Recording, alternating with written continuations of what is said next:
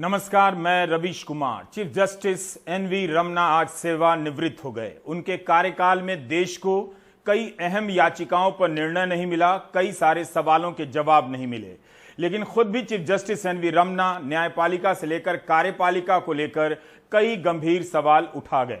उन टिप्पणियों के जरिए सार्वजनिक बहस को मजबूती तो मिली, लेकिन उन्हीं प्रश्नों पर अदालत के फैसलों से जवाब नहीं मिले।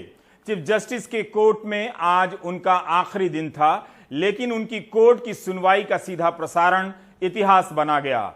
इसके बाद भी कई ऐसे मामले रहे जो इतिहास में दर्ज होने का इंतजार ही करते रहे। चीफ जस्टिस एनवी रमना ने कहा कि इस बात के लिए माफी चाहते हैं कि अपने कार्यकाल में इस बात पर ध्यान नहीं दे सके कि मुकदमों को जल्दी सुनवाई के लिए सूचीबद्ध किया जा सके। उन्होंने कहा कि 16 महीनों में केवल 50 दिन मिले जिसमें वे प्रभावी और पूर्णकालिक तरीके से सुनवाई कर सके। कोविड के कारण कोर्ट पूरी तरह काम नहीं कर पाया। यह तस्वीर आज की है। आखिरी दिन सभी जस्टिस के साथ एक फ्रेम में कैद हो जाने का यह लम्हा निजी स्मृतियों के लिए शानदार है, न्यायपालिका के हिसाब से भी कम महत्वपूर्ण नहीं। हमारी न्यायपालिका की जवाबदेही इसलिए भी गंभीर होती है क्योंकि नागरिक आखिरी उम्मीद की तरफ देखता है। न्यायाधीश भी इस बात को लेकर संवेदनशील रहते हैं कि जनता उन्हें किस नजर से देख रही है। इंसाफ का होते हुए दिखना भी इंसाफ का अभिन्न अंग माना जाता है। आखिरी दिन चीफ जस्टिस एनवी रमना ने कई अहम मुकदमों की सुनवाई की तारीख न पड़ने पर माफी क्यों मांगी? क्या इसलिए कि उनके कार्यकाल तक आते आते उन याचिकाओं के नहीं सुने जाने को लेकर सब्र का बांध टूटने लगा? यह सवाल उनके तमाम अच्छे कार्यों के ऊपर भारी पड़ने लगा था।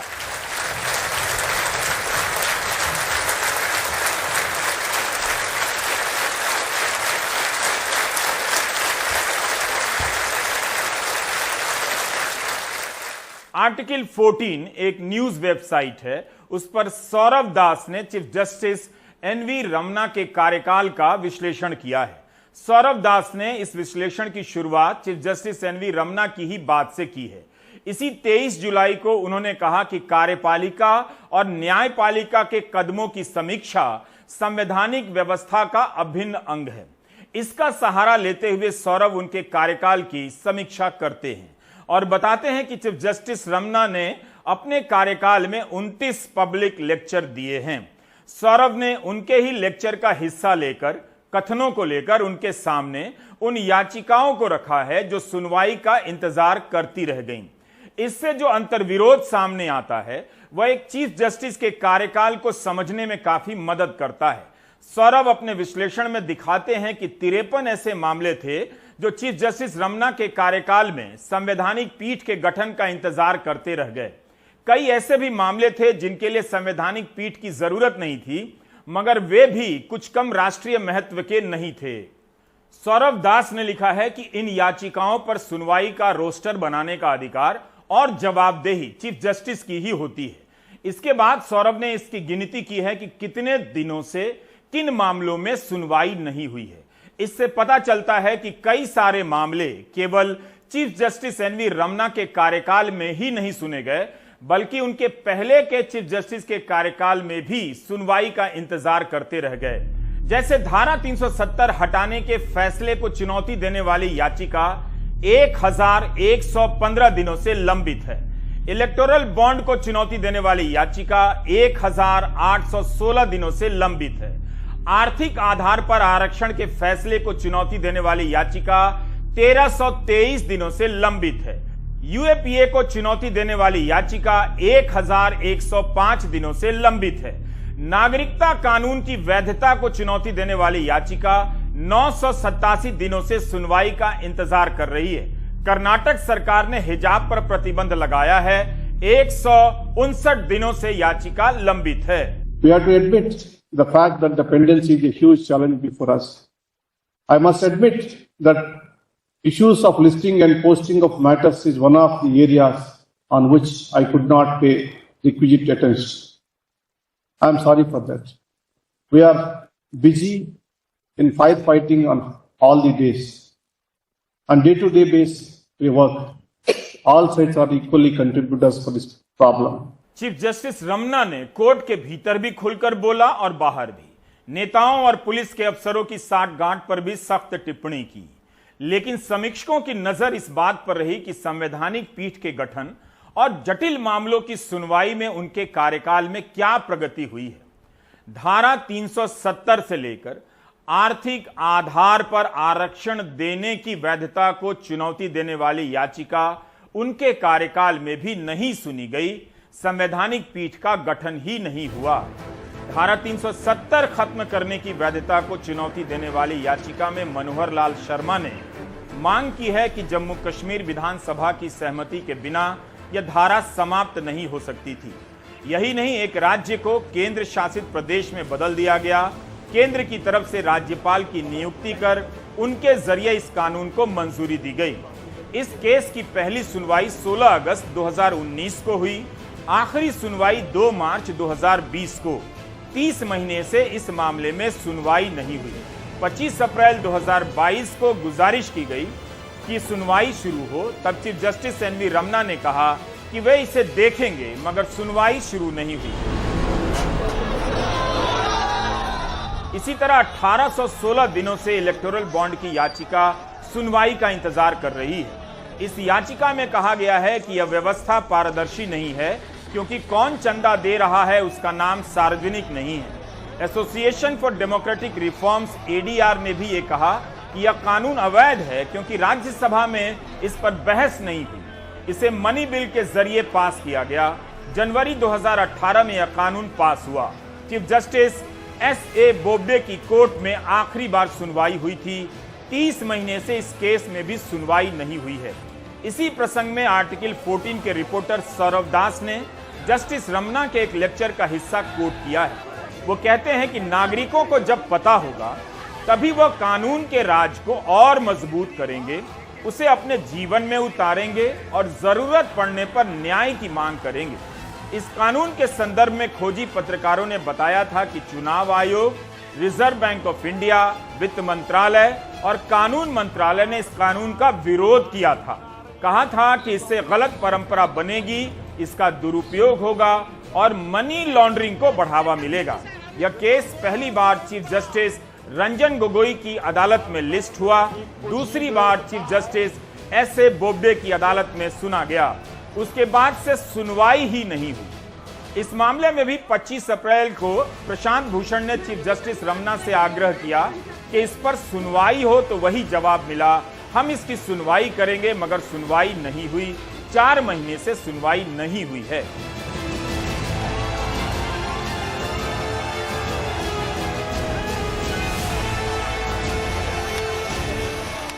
राष्ट्रीय राजधानी क्षेत्र दिल्ली के प्रशासनिक मामलों पर किसका नियंत्रण है, दिल्ली सरकार का या केंद्र सरकार का? इस याचिका पर संवैधानिक पीठ का गठन होना था। 22 अगस्त को जस्टिस रमन्ना ने 5 जजों की संवैधानिक पीठ का गठन तो कर दिया, लेकिन सुनवाई अभी शुरू नहीं हुई है।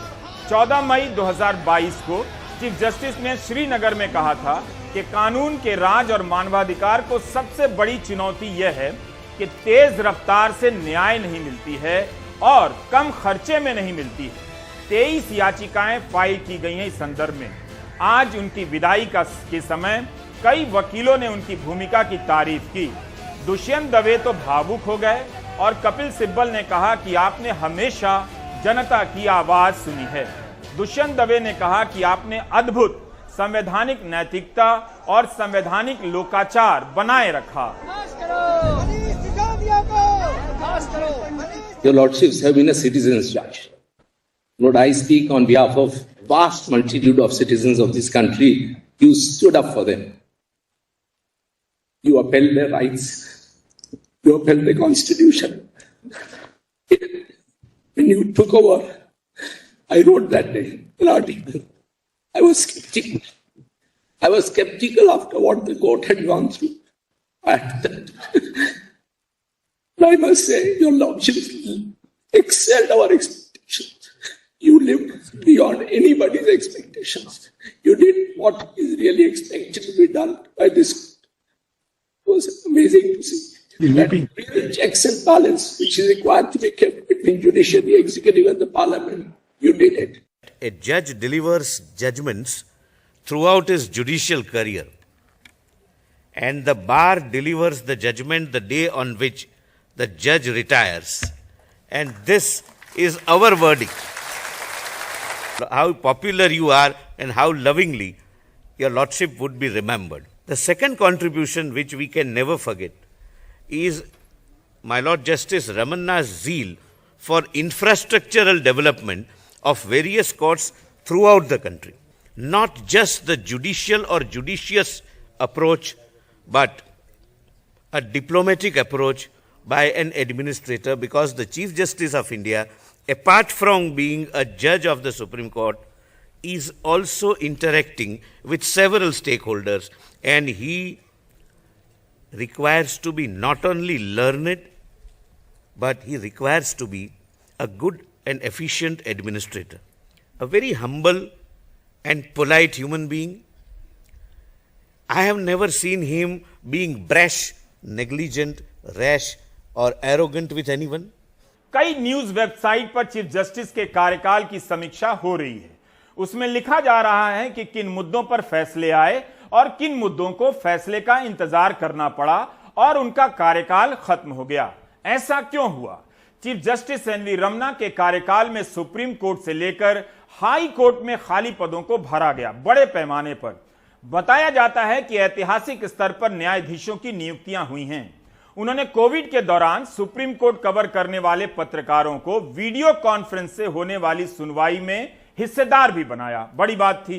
पेगासस मामले में जस्टिस रमन्ना ने याचिका स्वीकार कर ली, यह भी बड़ी बात थी, और जांच समिति भी बना दी। लेकिन इस रिपोर्ट पर भी उनके कार्यकाल में सुनवाई अंतिम नतीजे पर नहीं पहुंच सकी। मूल सवाल यही है कि बहुत सारे बड़े महत्व के संवैधानिक मसलों को सुने बिना उनका कार्यकाल खत्म हो गया। जस्टिस रमन्ना ने कोर्ट के बाहर जो बातें कही हैं, निश्चित रूप से न्यायपालिका को लेकर उठते सवालों पर उससे बहस आगे बढ़ती है और न्यायपालिका पर भी सवाल उठते हैं। मुख्यमंत्रियों और हाईकोर्ट के चीफ जस्टिस के सम्मेलन में जस्टिस एनवी रमन्ना ने कहा था कि न्यायपालिका पर बढ़ रहे बोझ के लिए कार्यपालिका के विभिन्न अंग जिम्मेदार हैं। लेकिन क्या इस याचिका के बोझ में बदलते जाने के लिए न्यायपालिका जिम्मेदार नहीं है? Indian judiciary has grown with time and waves of democracy. It cannot be defined or judged by one single order or judgment. At all times, the majesty of this great institution shall be protected and defended by both the bench and the bar. Unless the credibility of this institution is protected, being the officers of this court, you cannot command respect from the people in the society. The elect and participatory bar can alone strengthen the judiciary. Because of your efforts and cooperation, the country's progressive jurisprudence evolved. Justice UU Lalit 27 अगस्त को नए chief justice के पद की शपथ लेंगे। उनका कार्यकाल बेशक छोटा होगा, मगर कोर्ट प्रशासन की तरफ से नोटिस आ गया है कि 25 संवैधानिक पीठ का गठन किया जा रहा है। यह एक बड़ा बदलाव है। आने वाले दिनों में अहम फैसलों पर सुनवाई होगी, शायद फैसले भी आ जाएं। One area which is listing, and I must assure you that we will strive hard to make listing as simple, as clear and as transparent as possible. A clear-cut regime where any urgent matters can freely be mentioned before the respective courts. We will strive hard to say that yes, we will always have at least one constitution bench functioning all throughout the year. किसी भी chief justice का कार्यकाल महीनों से बड़ा नहीं आंका जाता है, फैसलों से बड़ा होता है। नए होने वाले चीफ जस्टिस यूयू ललित आम लोगों की सुनवाई में देरी के मसले को लेकर चैंपियन रहे हैं। लीगल एड और लोक अदालतों में जल्दी फैसलों की पहल करते रहे हैं। जनता सुप्रीम कोर्ट को देख रही है। विभाजनकारी राजनीति का असर सुप्रीम कोर्ट को देखने के चश्मे पर भी पड़ा है। हाल ही में नुपुर शर्मा के मामले में सुप्रीम कोर्ट की टिप्पणी को लेकर कई पूर्व जजों और नौकरशाहों ने पत्र लिख दिया, तो समय समय पर फैसले में देरी या फैसले से असहमति को लेकर राजनीति के दूसरे पक्ष के लोग भी पत्र लिखते रहे हैं। कई जस्टिस के कार्यकाल की इसी तरह की समीक्षा मीडिया में आई है, आप उन्हें पढ़ें। उन सभी को पढ़ा जाना चाहिए और इसकी बहस में गंभीरता लाने का प्रयास करना चाहिए। सुप्रीम कोर्ट ही अधिकार देता है कि उसके फैसले की समीक्षा हो, लेकिन आप जजों की मंशा पर सवाल नहीं कर सकते हैं। प्रवर्तन निदेशालय के एक अधिकार को लेकर सुप्रीम कोर्ट ने पिछले दिनों फैसला दे दिया कि मनी लॉन्ड्रिंग के मामले में जिनसे पूछताछ होनी है उन्हें वारंट या एफआईआर, जिसे ईडी की जुबान में ECIR कहते हैं, दिखाने की जरूरत नहीं है। इसे चुनौती दी गई, तब उस याचिका को चीफ जस्टिस NV रमन्ना ने स्वीकार कर लिया। उन्होंने माना कि 2 मुद्दों पर फिर से विचार करने की जरूरत है। पहला यह कि आरोपी को ECIR की कॉपी ना देना, दूसरा निर्दोष होने के अनुमान को उल्टा करना। केंद्र सरकार को नोटिस जारी कर जवाब मांगा गया है।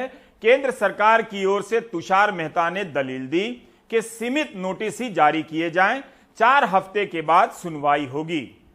जांच एजेंसियों को लेकर राजनीति आक्रामक होती जा रही है। जिस तरह से इनका इस्तेमाल विपक्ष के नेताओं के खिलाफ ही हो रहा है, विपक्ष भी अब उतना ही आक्रामक होता जा रहा है। जब ईडी सोनिया गांधी और राहुल गांधी से पूछताछ कर रही थी, तब कांग्रेस ने देश भर में प्रदर्शन किया और जांच एजेंसियों के दुरुपयोग का मुद्दा उठाया। बिहार विधानसभा के भीतर और बाहर उप मुख्यमंत्री तेजस्वी यादव भी आक्रामक हो गए हैं। उनके कुछ शब्दों को कार्यवाही से निकालना भी पड़ा। आज दिल्ली विधानसभा में उप मुख्यमंत्री मनीष सिसोदिया CBI की जांच को लेकर आक्रामक हो गए। एकदम मैंने इसीलिए कहा धूल में लठ मार रहे हैं, सारी झूठी FIR कर रखी है। इन्होंने जब CBI की रेड की तो उसके बाद चारों तरफ माहौल ये बनाया बस CBI की रेड हो गई, ईडी की और होने वाली है। मैंने कहा CBI कुछ पकड़ नहीं पाई तो भाई जिस घर में से CBI कुछ नहीं ढूंढ पाई, ईडी क्या ढूंढ लेगी? हो सकता है ईडी के पास कोई और एक्सपर्टीज हो।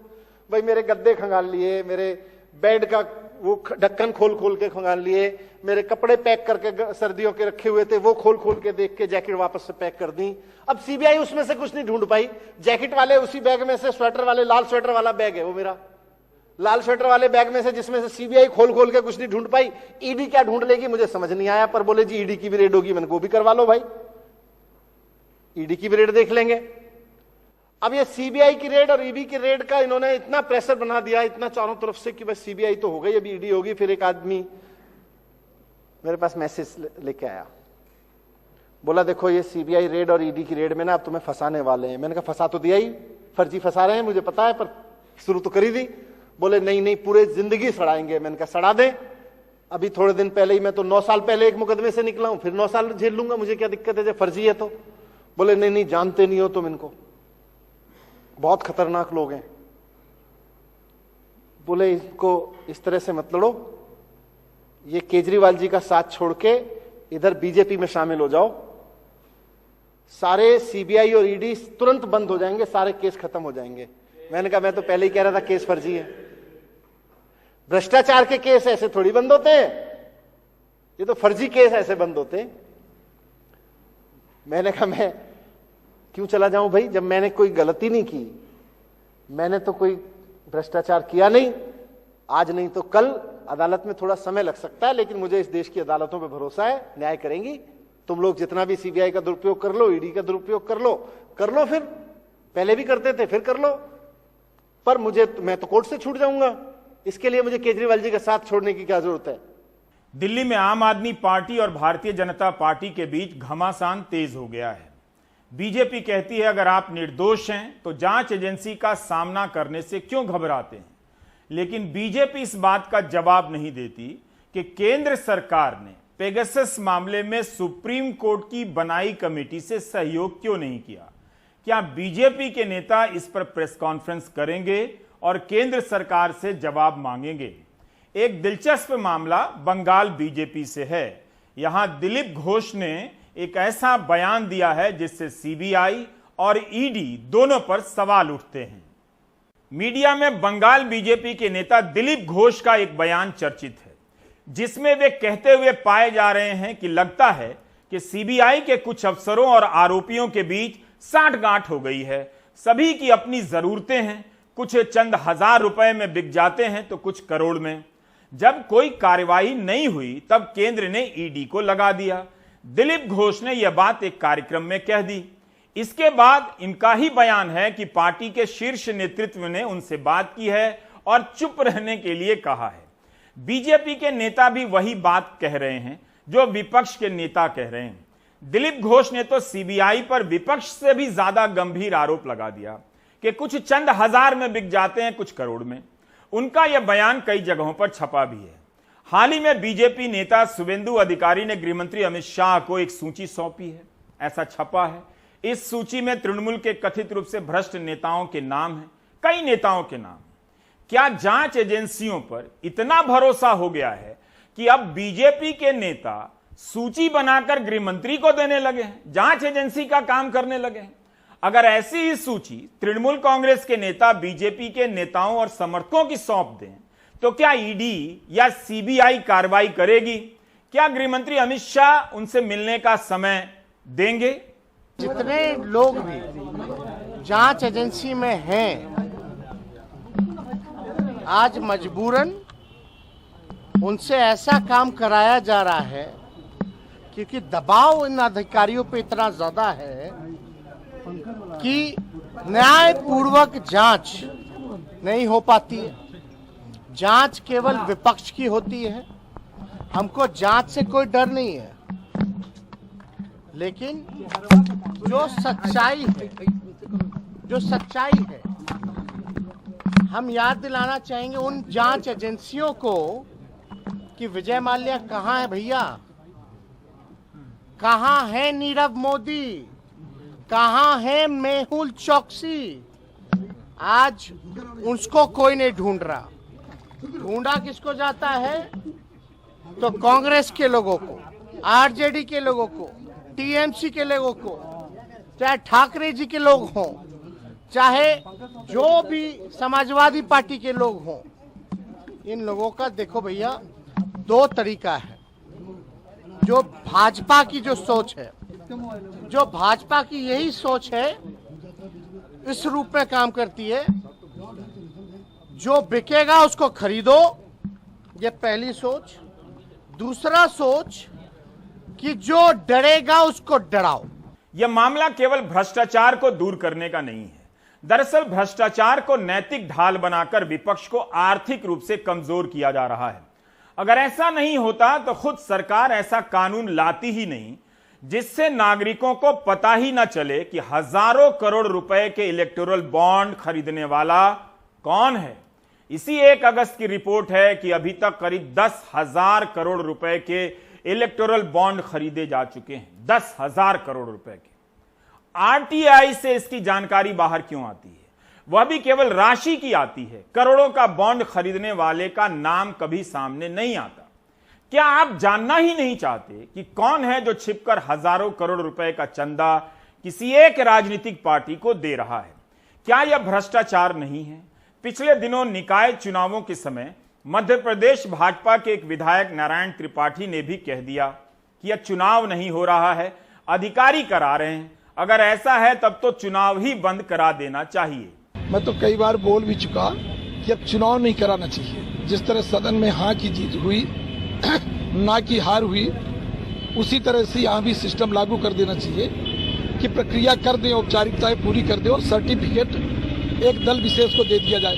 यहाँ जब पूरी पोलिंग में घूम रहा हूँ, जिस तरह निर्वाचन आयोग, मुझे लगता है कोई निर्वाचन की प्रक्रिया वाला कोई है ही नहीं है। जो भी अधिकारी हैं, जो कर्मचारी हैं, पटवारी से लेके उच्च स्तर तक सिर्फ एक दल विशेष का प्रचार प्रसार करते देखे गए हैं। यहाँ अधिकारी खुलेआम जिम्मेदार अधिकारी, सक्षम अधिकारी भाजपा को वोट दिलाते दिख रहे हैं। मैं भाजपा का विरोध नहीं, मैं भाजपा का एमएलए हूँ, पर यदि इस तरह घटना होती तो मुझे तकलीफ होती है। अब इन बातों को आप सिर्फ इस बात से खारिज नहीं कर सकते कि नारायण त्रिपाठी नाराज हैं या वे अतीत में कई दलों में रह चुके हैं। बीजेपी में रहते हुए उन्होंने ये आरोप लगाए हैं। बंगाल बीजेपी के नेता दिलीप घोष ने भी कह दिया ईडी को क्यों लगाना पड़ा। अब अगली खबर भी मध्य प्रदेश से है। अनुराग द्वारी बताते हैं कि हमारे आपके लिए बजट का रोना रोने वाली सरकार अफसरों के ऐशो आराम पर करोड़ों रुपए कैसे खर्च करती है। एक एक अफसर के घर पर 10 से 12 सिपाही तैनात हैं। 3-3 शिफ्ट में काम करने वाले हैं। बंगले पे जा रहे हैं, सामने जो कह दिया वो कर रहे हैं, झाड़ू पोछा कर रहे हैं, कोई खाना बना रहा है, कोई कपड़े धो रहा है, सब ये काम चलता है। बहुत बुरा लगता है, बुरा ही लगता है। अगर अच्छा लगता हो तो हम कभी नहीं करते। हमारे साथ का जो भर्ती हुआ है वो भी हमसे दुर्व्यवहार करता है। चाहे 10 साल हो जाए या 15 साल हो जाए या 20 साल हो जाए, उसी में रहेंगे। चाहे स्टार लग जाए, जो काम कर रहे हैं, जैसे कोई झाड़ू लगा रहा है, कोई कपड़े धो रहा है, तो उसी में रहेंगे। ये मध्य प्रदेश के पुलिसकर्मी हैं। कहते हैं अफसरों की फौज इनके हक पर डाका डाले बैठी है। सरकारी परिभाषा में ये ट्रेड आरक्षक हैं, जो मैदानी ड्यूटी नहीं बल्कि साहब के बंगले पर झाड़ू पोछा, सब्जी भाजी लाने जैसे काम कर रहे हैं। इनकी तादाद 1-2 नहीं बल्कि हजारों में है। 17 में भर्ती हुआ, आज इतना परेशान हूँ मैं ही समझ सकता हूँ। हमारे साथ का जो भर्ती हुआ है वो भी हमसे दुर्व्यवहार करता है। अभी क्या सर, बंगले पे जा रहे हैं, सामने जो कह दिया वो कर रहे हैं, झाड़ू पोछा कर रहे हैं, कोई खाना बना रहा है, कोई कपड़े धो रहा है। चपरासी भी अगर कहीं भर्ती होता है उसका क्या प्रमोशन होके बाबू का काम भी है, लेकिन इधर पुलिस विभाग में बस आप जिस पद पे भर्ती हुए हैं वही काम, चाहे स्टार लग जाएं चाहे बिना स्टार के रहें। ये ट्रेड जैसे धोबी, मोची, कुक, बाटा कैरियर, इनका अलग अलग अपना काम रहता है, तो ये इसमें भर्ती होती है। 5 बरस बाद जीडी में निकल जाती थी। अगर एक स्टार लगा लेंगे तो भी हम खाना बनाएंगे, तो इससे अगर जीओपी चेंज हो जाएगी सर, तो फिर हम लोग जीडी में आ जाएंगे और फील्ड की नौकरी करने लगेंगे। उस जगह पे हम लोगों की जगह पे दूसरा आदमी भर्ती हो जाता है। 5 साल का प्रावधान था कि इसमें 5 साल बिताने के बाद उसको जीडी में कन्वर्ट किया जाता, पर 2013 में वो जीओपी बंद कर दी गई। अब हम बार बार मतलब ये प्रक्रिया चालू करवाने के लिए माननीय गृह मंत्री जी के यहाँ मतलब निवेदन कर रहे हैं। खाना बनाना, झाड़ू पोछा करना, तो वही समस्या 10-10 साल, 15-15 साल की नौकरी हो जाती है, पर हमारा कोई परिवर्तन। एक नगर निगम से चपरासी भी उसके 5 साल 10 साल बाद उसको चेंज कर दिया है, पर पुलिस विभाग में ये प्रावधान बंद कर दिया जाए। हम लोग जैसा काम कर रहे हैं 17 साल से वही काम कर रहे हैं ना, मोहल्ले में गली में सब हीन भावना वही लगी है, कोई चेंजेस नहीं है। जो काम पहले कर रहे थे 2006 में वही आज हम 2022 में भी कर रहे हैं। 4000 से ज्यादा ये ट्रेड आरक्षक प्रदेश के गृह मंत्री, DGP, ADG, IG, DIG, SP, SSP, CSP से लेकर आरआई तक के बंगलों पर झाड़ू पोछा, बर्तन, कपड़े, माली जैसे दूसरे काम कर रहे हैं। पहले 5 साल की नौकरी के बाद इन्हें जनरल ड्यूटी में भेजा जाता था, लेकिन 2013 में इसे बंद कर दिया गया। ट्रेड आरक्षक प्रमोशन से सब इंस्पेक्टर तक बन गए, लेकिन 70,000 रुपए की तनख्वाह लेकर झाड़ू पोछा ही करते रह गए। अब समझिए अफसरों का आराम सरकारी तिजोरी पर कैसे भारी है। मध्य प्रदेश में पुलिसकर्मियों को 13 महीने का वेतन मिलता है। अब अगर इन 4076 कर्मचारियों का औसत वेतन 45,000 रुपए मान लें तो 1 महीने का खर्च बैठता है 18 करोड़ 34 लाख 20 हजार, यानी 13 महीने का 238 करोड़ 44 लाख 60 हजार रुपए। अब जरा सोचिए, ये काम कलेक्टर रेट पर 9 से 10,000 रुपए प्रति महीने का है, यानी बगैर वर्दी महीने का खर्च 3 करोड़ 60 लाख रुपए और साल भर का लगभग 43 करोड़, यानी 200 करोड़ रुपए का अंतर। वैसे हर मामले में जवाब देने वाले गृह मंत्री इस सवाल का जवाब देने से बचते दिखे, तो वहीं विपक्ष की मांग है कि सरकार इनका शोषण बंद करे। कई ऐसे अधिकारी हैं जो रिटायरमेंट जिनको 10-10 वर्ष हो चुके, लेकिन आज भी 5-5, 7-7 पुलिस के अधिकारी सुरक्षा में लगे हैं, सिपाही, और इसके साथ ही साथ अर्धली भी लगे हुए हैं। हमारी मुख्यमंत्री शिवराज सिंह जी से मांग है कि इस बात की समीक्षा करें और इस प्रकार के अनैतिक जो कार्रवाई गरीब और शोषित कर्मचारियों के साथ हो रही है उनका शोषण बंद कराएं। मध्य प्रदेश में 1 लाख की आबादी पर लगभग 700 पुलिस वाले हैं। 20,000 से ज्यादा पुलिसकर्मियों की कमी है। गृह मंत्री ने मार्च में ही पुलिस महकमे को इस बारे में खत लिखा था, लेकिन अब तक जवाब नहीं आया है। साहब सुविधा छोड़ना नहीं चाहते, अब चाहे इसके लिए जनता के पैसों की बर्बादी हो या फिर कर्मचारियों का शोषण। मुझे कई सूत्रों ने ऐसे रजिस्टर भेजे जिससे देखकर पता लगता है कि 3-3 पालियों में एक अफसरों के यहाँ 30 से 40 कर्मचारियों तक की तैनाती हुई है। जिस शहर में लोगों की सुरक्षा के लिए पुलिस वाले न मिले, वहां पर अफसर के घर तरकारी लाने के लिए अगर वर्दीधारी तैनात हों तो इसे और कुछ भी कह लीजिए, लोकतंत्र नहीं। भोपाल से कैमरा पर्सन रिजवान खान के साथ अनुराग द्वारी, एनडीटीवी इंडिया।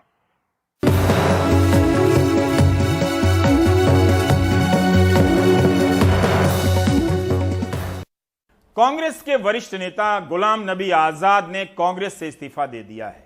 मीडिया में जारी उनके 5 पन्ने के इस्तीफे में राहुल गांधी पर आरोप लगाते हुए उन्होंने कहा है कि भारत जोड़ो अभियान से पहले कांग्रेस को जोड़ना चाहिए। हालांकि कांग्रेस ने पलटवार किया है कि जब बीजेपी के खिलाफ कांग्रेस लड़ रही है उस वक्त गुलाम नबी आजाद पार्टी छोड़ रहे हैं। यह रिपोर्ट देखिए। गुलाम नबी आजाद ने शुक्रवार को कांग्रेस का दामन छोड़ दिया। 5 एवेन्यू रोड के घर पर मौजूद रहने के बावजूद गुलाम नबी आजाद ने मीडिया से बात नहीं की, लेकिन उनकी 5 पन्नों की इस चिट्ठी ने कांग्रेस में सियासी भूचाल खड़ा कर दिया। पत्र में अपने राजनीतिक सफर से लेकर कांग्रेस छोड़ने तक की बातें सिलसिलेवार तरीके से लिखी गई हैं। मसलन जम्मू कश्मीर में वो उस वक्त कांग्रेस में शामिल हुए जब पार्टी में खासी उथल पुथल थी। फिर यूथ कांग्रेस में संजय गांधी के साथ जेल जाने का जिक्र किया। पत्र में यह भी लिखा कि 3 दशक तक उन्होंने इंदिरा गांधी से लेकर संजय गांधी, राजीव गांधी और सोनिया गांधी के साथ काम किया। लेकिन 2013 में राहुल गांधी के महासचिव बनाए जाने के बाद आपसी सलाह मशवरा का दौर खत्म हो गया। वरिष्ठ नेताओं को दरकिनार कर नए लोगों की एक कोटरी तैयार की गई। इसी वजह से राहुल गांधी के नेतृत्व में लड़े गए 49 में से 39 विधानसभा चुनाव में हार का मुंह देखना पड़ा। पत्र में लिखा गया कि 23 वरिष्ठ नेताओं ने पत्र लिखकर कुछ सुझाव दिए थे, लेकिन सुझावों पर अमल न करके इन नेताओं को ही नीचा दिखाया गया। अंत में वो लिखते हैं कि कांग्रेस को भारत जोड़ो की जगह कांग्रेस को जोड़ने की कोशिश करनी चाहिए। गुलाम नबी आजाद से मिलकर निकलने वाले कश्मीर के नेताओं ने भी कुछ यही बातें की। आजाद साहब मालिक हैं पूरे हिंदुस्तान के, इतना बड़ा स्टार हुआ लीडर जिन्होंने बहुत कुछ दिया है इस कांग्रेस को और बहुत कहीं कहाँ आसमान तक पहुंचा है, तो उनको मालूम है आपको कि उन्होंने उस पेज पे 5 पेजों पे पूरी अपनी हिस्ट्री का इजहार किया है। इसलिए आप उसको पढ़िए और फिर देखिए क्या क्या होता है। जब उनकी किसी बात पे अमल न किया जाए, ह्यूमिलेशन की जाए, तो उसकी वजह यही है कि फिर इंसान मजबूर होता है नया कदम उठाने के लिए। पॉलिटिकल पार्टी बनाना चाहिए, जो उसकी मर्जी है, मगर अभी तो उसके पास वो बात नहीं हुई किसके साथ ये जाएंगे। हम इस गुलाम नबी आजाद के साथ। लेकिन गुलाम नबी आजाद की चिट्ठी मीडिया में आने के बाद कांग्रेस ने भी पलटवार करने में देर नहीं लगाई। पहले अजय माकन और जयराम रमेश ने गुलाम नबी को आड़े हाथों लेते कहा कि आज जब कांग्रेस बीजेपी के खिलाफ महंगाई, बेरोजगारी और ध्रुवीकरण के मुद्दे पर सबसे ज्यादा मजबूती से लड़ रही है, तब गुलाम नबी का साथ छोड़ना दुर्भाग्यपूर्ण है। ये बड़े अत्यंत दुख की बात है कि एक ऐसे समय में जब कांग्रेस पार्टी राहुल गांधी जी के नेतृत्व में, हमारी अध्यक्षा श्रीमती सोनिया गांधी जी के नेतृत्व में पूरे की पूरी कांग्रेस पार्टी के कार्यकर्ता संगठन सड़क के ऊपर महंगाई, बेरोजगारी और ध्रुवीकरण के खिलाफ लड़ाई लड़ रहे हैं, वो इस आवाज के अंदर अपना हिस्सा नहीं बनना चाह रहे। ये बड़े दुख की बात है। गुलाम नबी आजाद के साथ G23 में रहे नेताओं ने भी उनकी आलोचना की। संदीप दीक्षित ने पत्र लिखकर कहा कि हमने रिफॉर्म की बात कही थी, रिवोल्ट की नहीं। यही नहीं, गुलाम नबी आजाद पर बीजेपी से निकटता बढ़ाने के आरोप भी लगे। जयराम रमेश ने ट्वीट करके कहा, जिस व्यक्ति को कांग्रेस नेतृत्व ने सबसे ज्यादा सम्मान दिया, उसी व्यक्ति ने कांग्रेस नेतृत्व पर व्यक्तिगत आक्रमण करके अपने असली चरित्र को दर्शाया है। पहले संसद में मोदी के आंसू, फिर पद्म विभूषण, फिर मकान का एक्सटेंशन। यह संयोग नहीं, सहयोग है। जो गुलाम नबी जी की चिट्ठी है वो एक जीता जागता सबूत है, इस बात का प्रमाण है कि कैसे भारतीय राष्ट्रीय कांग्रेस को एक मजबूत राजनीतिक दल से आज एक अड्डा बना दिया है दरबारियों का, सिक्योरिटी गार्ड का और ओएसडीज का। तो आज ये प्रश्न हमें भी चिंता कर रहा है कि क्या हुक्मरान जो टॉप लीडरशिप है कांग्रेस की, क्या वो भी इन दरबारियों की शिकार है? क्या ऐसी मजबूरी है कि एक मंडली के लिए आज एक 100 साल से पुरानी, 125 साल से पुरानी पार्टी का भविष्य, वर्तमान सब कुछ दांव पे लगा दिया? वो क्या मजबूरी है, ये नहीं समझ आ रही। इतने बड़े कद के नेता इस स्थिति पे पहुंच जाएं कि मजबूर होकर वो एक 50 साल से बड़ा लंबा रिश्ता उनको तोड़ना पड़ा। जाहिर है वो बहुत आहत हुए होंगे, उनको चोट भी पहुंची। ये स्थिति आने से बचाई जा सकती थी। ये बात समय समय पर कही भी गई, क्योंकि जो भी बातें संगठन के हित में उठाई थी वो कांग्रेस को पुनर्जीवित करने के उद्देश्य से। फिलहाल ये इत्तेफाक है या सोची समझी रणनीति कि गुलाम नबी आजाद ने उस वक्त इस्तीफा दिया जब कांग्रेस की अध्यक्षा सोनिया गांधी और राहुल गांधी दोनों देश से बाहर हैं। गुलाम नबी आजाद की नाराजगी कांग्रेस में किसी से छिपी नहीं है, लेकिन 5 पन्ने की अपनी इस चिट्ठी में जिस तरह गुलाम नबी आजाद ने कांग्रेस के लिए अपने त्याग और राहुल गांधी पर तीखा तंज कसा है, वो बड़े नेताओं के लिए भी किसी झटके से कम नहीं है। अब ईडी की जांच और बीजेपी के आरोप झेल रही कांग्रेस आलाकमान के लिए ये वक्त बड़ा चुनौतीपूर्ण है। दिल्ली से हिमांशु शेखर के साथ रविश रंजन शुक्ला, एनडीटीवी इंडिया। आप देख रहे थे प्राइम टाइम। नमस्कार।